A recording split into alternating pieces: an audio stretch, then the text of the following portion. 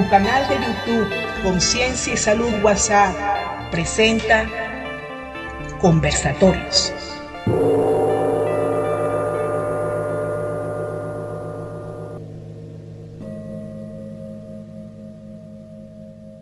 Saludos a quienes nos acompañan en esta transmisión. Quiero presentar un tema sumamente importante y trascendente para el despertar de la conciencia, el empoderamiento y el bienestar, el cual titulé Justicia Atómica. Antes de comenzar el tema, quiero presentarme. Soy Valeriano Sánchez, actualmente investigador, profesor y terapeuta en el área de terapias florales y bioenergéticas. Entré en la carrera de física en la Universidad Simón Bolívar en el año 1977. Posteriormente estudié computación y me gradué como TCU en informática. En aquellos años universitarios también desarrollé interés en la filosofía oriental y tuve acercamiento a libros muy importantes, el Tao Te Ching, el I Ching, el Kybalión, el Bhagavad Gita, entre otros. También tuve la oportunidad de visitar y vivir en Japón y Taiwán durante un tiempo.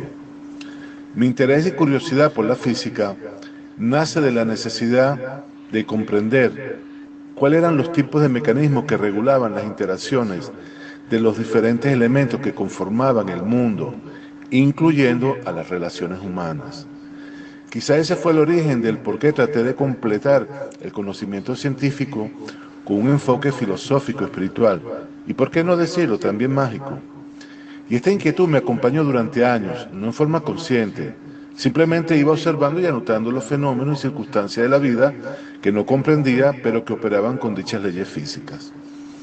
Al asumir la búsqueda directa de los mecanismos o leyes operantes en la dinámica diaria, que le diera sentido lógico a situaciones confusas o contradictorias, comencé a desarrollar en el momento que inicié mis estudios autodidacta en el área de terapia floral en el año 1993. Empecé a desarrollar ese concepto.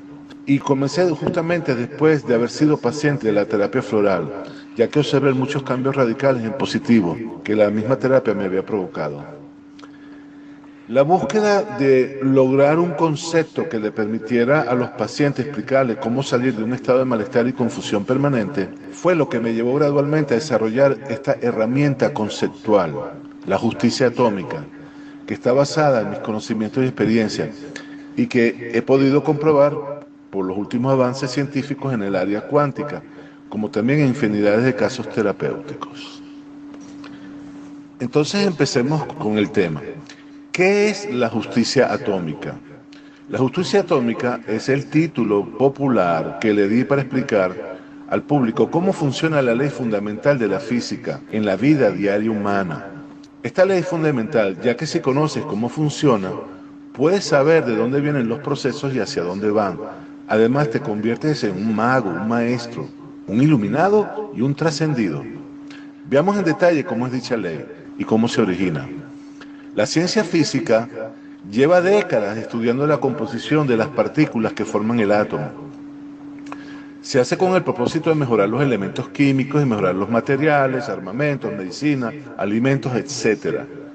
La forma como se realizan esos estudios es mediante la aceleración de partículas lanzadas a velocidades cercanas a la luz para que choquen entre sí y se desintegren en partículas más pequeñas. Estas partículas más pequeñas son estudiadas por diferentes parámetros y clasificadas. Lo curioso es que mientras los equipos de medición son más sofisticados, encuentran partículas cada vez más pequeñas, al punto que algunas llegan a no tener una masa sólida. Es allí que los físicos, para poderlas entender, le dieron el nombre de quantum, que significa paquete de energía, lo cual suena bien, pero es contradictorio, ya que si la energía está definida en función de la masa y no hay masa, no debería existir energía. Entonces, ¿qué son? ¿De dónde vienen esas partículas que crean aquellas que forman los átomos que a su vez forman nuestro universo? Los físicos, en su desconocimiento, la llaman antimateria, materia oscura. Pero a decir verdad, en la Edad Media la llamaban éter. Es aquí que la ciencia se cruza con la filosofía y la magia. Todo nuestro basamento científico está soportado sobre una base desconocida, pero no tanto, ya que está presente en todo. Mi punto de vista, que me ha resultado práctico, es entender que la partícula originaria del universo es el vacío, Oigan bien, el vacío tiene una propiedad que es la que permite que el universo tome infinitas formas y que siempre esté en balance. El vacío se estimula a sí mismo en un movimiento de tipo circular. La ley que se origina y que le da forma a todos los seres del universo es la de un movimiento circular, creado por dos tensiones en ese movimiento rotativo del vacío, una hacia afuera y otra hacia adentro, similar al concepto oriental del yin y el yang. Estas dos tensiones entran en balance y contrapeso permanentemente. Cuando el vacío se desplaza sobre un eje imaginario, crea un movimiento al estilo resorte y cuando rota sobre un centro focal, da la percepción de partícula sólida. Por esa razón es que se puede transformar la materia, como la madera, en energía, luz, calor, gracias a que su estructura interna es el vacío. Si la partícula más pequeña fuera sólida, no hubiese mutaciones. En este caso, las tensiones del vacío aglutinadas en la madera, al recibir movimiento de las tensiones del vacío en forma de fuego, se activan y se transforman a su vez en calor, luz, etc. Lo importante de este punto es entender que todo el universo, incluyendo las relaciones humanas, están determinadas por el movimiento circular. Y a continuación, veamos cómo estamos equipados físicamente y después cómo usar el movimiento circular al servicio del bienestar. Este punto lo he llamado el movimiento circular en el ser humano y la memoria, dolor, placer. Habiendo comprendido el punto previo de cómo todo el universo está creado por infinitos vacíos que se mueven circularmente creando diferentes formas de energía y materia, veamos cómo se manifiesta en nuestra naturaleza humana. Así como la inercia en el mundo físico es la tendencia a conservar el movimiento de un objeto, en el ser humano existe un mecanismo que le permite seguir con vida. Veamos. El cuerpo humano, como todo ser de la creación, se interrelaciona con el entorno recibiendo estímulos, procesándolos y dando respuesta. Esa dinámica le permite mantener el balance y equilibrio consigo mismo y con el ambiente. Para saber cómo responder a un estímulo específico, el cuerpo ha creado un mecanismo de memoria que le permite almacenar información, la cual usa para responder adecuadamente y oportunamente. Si no almacenáramos la información en la memoria, cada vez que nos despertáramos, tendríamos que aprender a leer, escribir, cocinar, etcétera, etcétera. Y esto sería un excesivo consumo de energía y recursos. Sería algo parecido a las computadoras de los años 50, que no tenían unidad de memoria interna. Cuando querías correr un programa, tenías que cargar el programa completo y después usarlo. Una vez que se apagaba la máquina, se borraba el programa y los datos. El mecanismo que el cuerpo ha desarrollado para almacenar la memoria son las conexiones que forman las células del sistema nervioso, llamado sinapsis.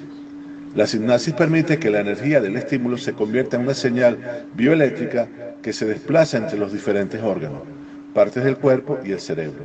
La sinapsis crea unión permanente entre los grupos de neuronas que participan en el distribuir la señal bioeléctrica creada por el estímulo. Esa red de conexiones ya formada es lo que llamamos memoria. Para procesar el estímulo, el sistema nervioso ha desarrollado dos señales, el dolor y el placer. El dolor en alguna área le indica a la persona que hay resistencia al movimiento, reducción de vitalidad y desequilibrio. Si la resistencia continúa un tiempo, la reducción de vitalidad se puede manifestar como enfermedad. Por otro lado, el placer le indica a la persona que no existe resistencia al movimiento, hay vitalidad y hay equilibrio. Y de hecho, esa es la condición natural de nuestro ser. Es decir, estamos diseñados genéticamente para estar bien. Entonces, toda memoria está asociada sensorialmente a una señal de dolor o placer. La señal de dolor se almacena como emociones y pensamientos negativos. Ejemplo, miedo, rabia, depresión, tristeza, indiferencia, etc. Todas estas emociones nos indican un grado de dolor y resistencia al movimiento. La señal de placer se almacena con emociones y pensamientos positivos, como amor, alegría, motivación, autoconfianza, sentido de plenitud, etc. E indica que se avanza sin resistencia. El reto es transformar la memoria asociada al dolor hacia una memoria asociada al placer para obtener paz libertad de movimiento externo.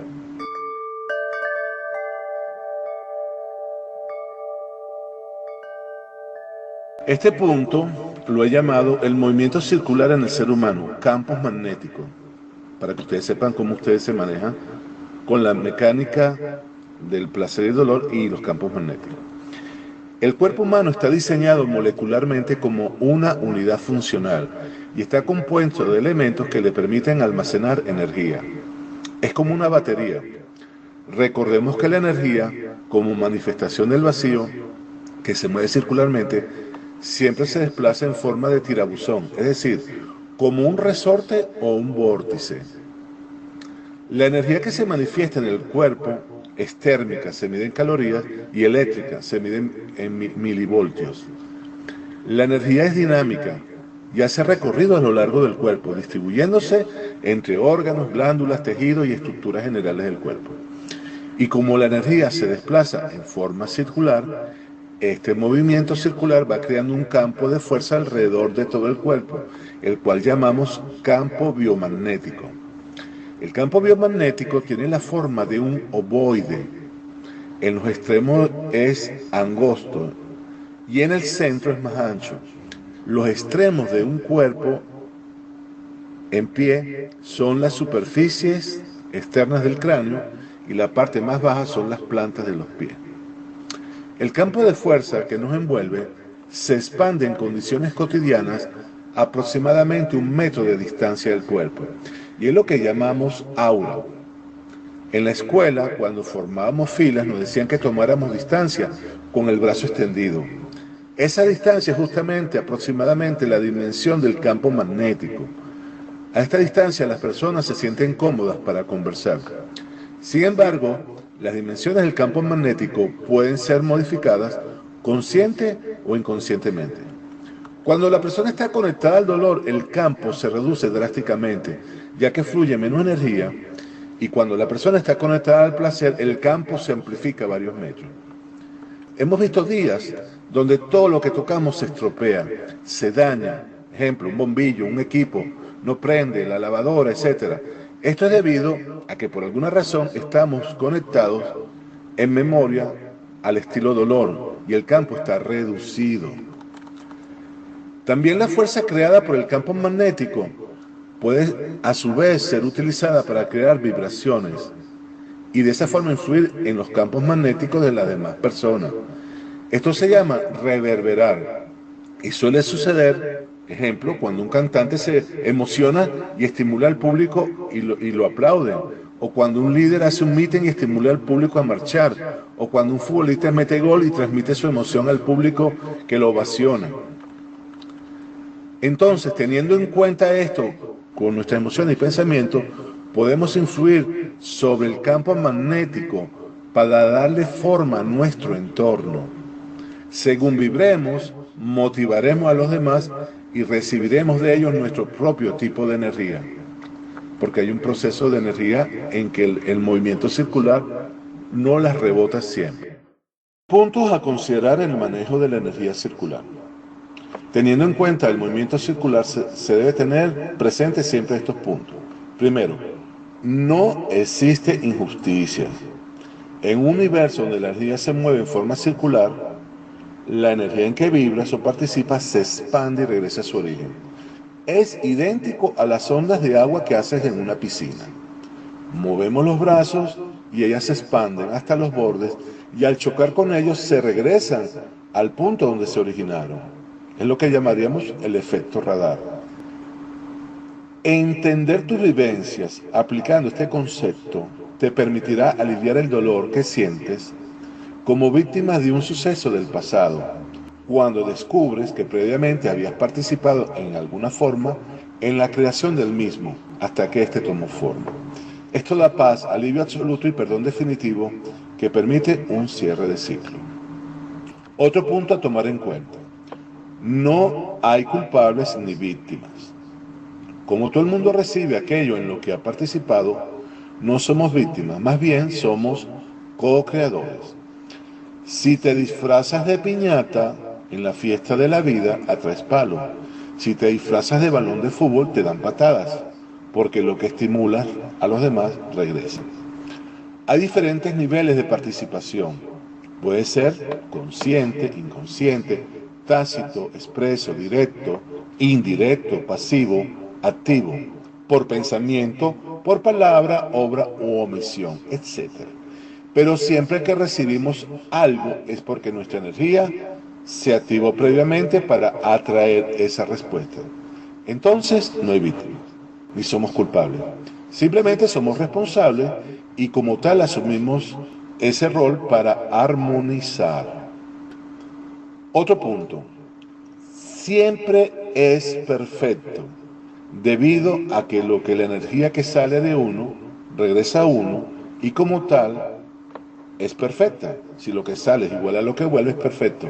Entonces no hay que molestarse ni castigar los resultados que son siempre justos y perfectos. Para entender esto tenemos en cuenta que la participación se hace con las vibraciones de los diferentes planos, el espiritual, el mental, el emocional, el verbal y con la acción.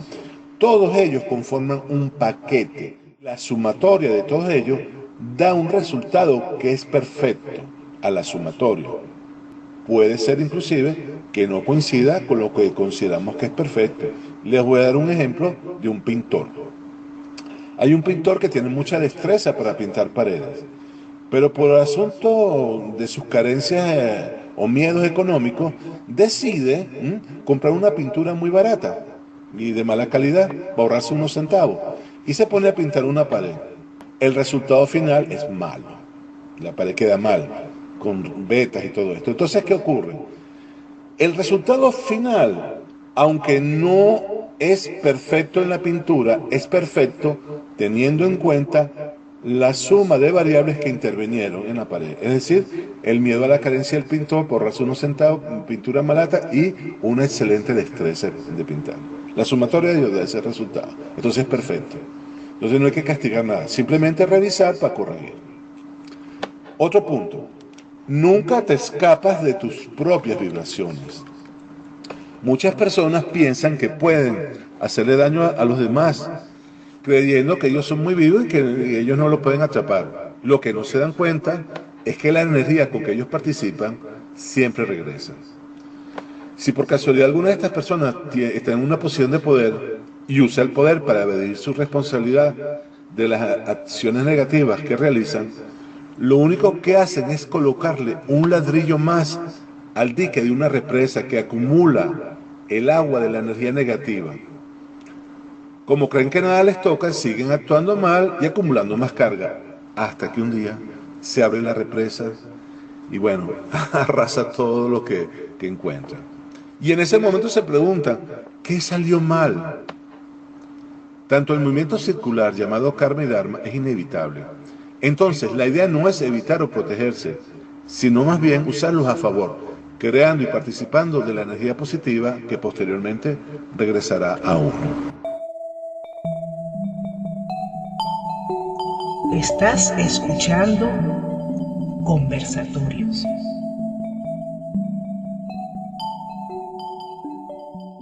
Ahora les voy a dar el siguiente punto, que es para empoderarse y poder usar esos campos magnéticos y esa energía circular a favor.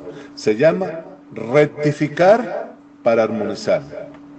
Esto lo podemos hacer cuando los resultados obtenidos no se ajustan a los deseos. Y se deben realizar los siguientes pasos. 1. Deseos versus conveniencia. Cuando tengas un resultado y no se ajusta a lo que tú deseas, debes analizar si lo que deseas se ajusta verdaderamente a lo que te conviene, ya que puede ser que analizamos lo que nos conviene muchas veces a través de los caprichos o del ego y buscamos algo en el fondo que no nos conviene. Si este es el caso, entonces renunciamos al capricho con criterio de ganancia, ya que insistir no nos causaría más que pérdida y desgaste. Le voy a contar un caso, un ejemplo, el zapato. Hay personas que se encaprichan con un calzado, un zapato muy bonito, y lo aman y lo quieren, pero resulta que no es de su horma, aunque es el mismo tamaño, un poco más estrecho. Sin embargo, lo compran, ¿verdad? Y después al tiempo, el dolor y la fricción que le hace el zapato les hace entender que no les convenía. Entonces hay que entender cuando las cosas no se ajustan a lo que uno busca, entender si nos conviene o simplemente es un deseo, ¿verdad? El segundo punto, coherencia, sincronización y direccionalidad vibracional de los planos. Le explico. Revisamos si los diferentes planos de nuestra participación en los resultados vibraban igual a lo esperado. Uno, si estaban sincronizados en el tiempo e iban en la misma dirección. Puede ser que en el plano de las ideas hayas vibrado bien, ejemplo, pero al mismo tiempo existía miedo o incertidumbre que salpicó vibracionalmente las acciones y modificaron el resultado final. Recuerden siempre, más por menos es menos. Le voy a dar un caso que me tocó a mí en consulta. El empleado despedido. Llega a consulta un señor y me dice que quiere cambiar de trabajo. Y yo le digo, bueno, ¿y por qué no lo hace? Y dice, bueno, porque la cosa no está bien y para cambiar ahorita y tal, pero quiero salir porque no me están pagando bien, el trato no es muy bueno. Y yo le hice un tratamiento. A los 2 meses vuelve el hombre y me dice, caramba, me despidieron. No, Valeriano, me despidieron, ¿cómo hago? Y esto y tal. Y digo, bueno, no es lo que tú querías. Y él se quedó sorprendido, oye, es verdad. Bueno, le di una frase de las mías, le dije, recuérdate, lo que pides al universo y no ejecutas, por fuerza se realiza. Entonces tú tienes que estar coherente, sincronizado y con la misma dirección vibracional para que las cosas se ajusten en el uso de esa misma energía circular. Si alguna de las vibraciones tuyas está dispareja, discordante, la sumatoria no te va a dar la que estabas buscando. Tercero, rectificar la forma de participar. Hacemos una revisión en función de los resultados. Si el resultado no es adecuado, nos examinamos. Y una vez que detectamos el plano en que hubo una discordancia participativa, el cual alteró los resultados esperados, entonces se modifica a voluntad, incorporando la rectificación en la nueva acción. Si es un factor emocional, se modifica la emoción específica que sabotea. Por ejemplo, si es porque en la situación, en los resultados, la comunicación fue limitada, entonces uno se propone comunicarse mejor. Si es porque tenemos lástima de alguien y lo incorporamos como peso muerto en el proyecto, entonces simplemente lo sacamos del proyecto, pero sin la emoción de lástima. Tenemos que revisar en nosotros mismos y corregir la forma de participar, por pensamiento, palabra, obra, omisión, etc. Si postergamos, entonces dejamos de postergar. Otro punto, premiar los errores. Lo primero que hay que entender que los errores no existen. Y si hay que rectificar un supuesto error castigándolo con dolor, provocará reducción de la energía, quitándole la posibilidad de rectificar y creando un patrón cíclico de dolor que se proyecta y regresa de nuevo a uno mismo. Además, el dolor reduce la capacidad de aprender, ya que genera una memoria de rechazo para con el evento. Entonces, la forma ideal de corregir es la de premiar los errores. Al premiar el error, conectas a la persona con el placer, que a su vez lo revitaliza, dándole la capacidad física de rectificar y aprender. Hay un ejemplo. Imagínense esto, somos unos amigos y vamos caminando por el Ávila subiendo la montaña, en una excursión a Sabanieve.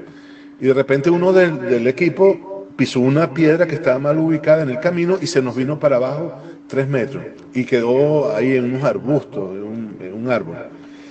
Nosotros regresamos a ver qué le pasó y el hombre está todo golpeado, ¿no? Y entonces le decimos, como te caíste y cometiste un error, ahora, como castigo, te vas a llevar las mochilas de todos nosotros. Nadie hace eso realmente. Todo el mundo hace algo diferente.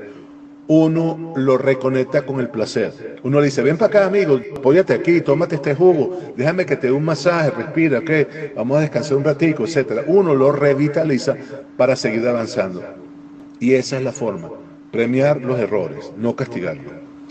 5. Cierre de ciclo para salir de la mala racha. Los ciclos negativos que tienden a repetirse y las malas rachas que suelen durar un tiempo son productos de mantener vigente el dolor en algún área de nuestro ser durante un tiempo.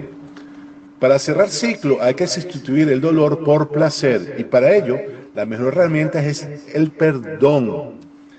El perdón que tanto cuesta realizar es porque está mal entendido.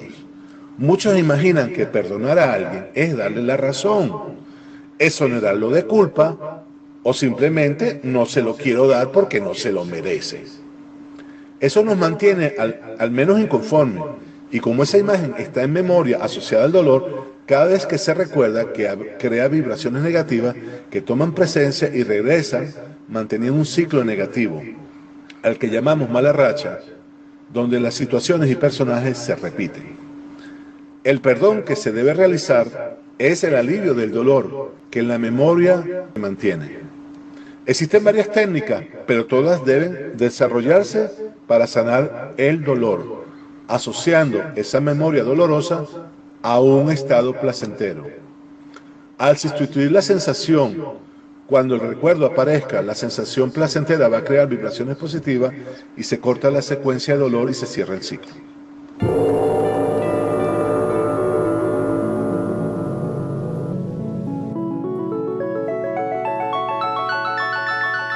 Gracias por tu presencia y en conexión para el próximo conversatorio.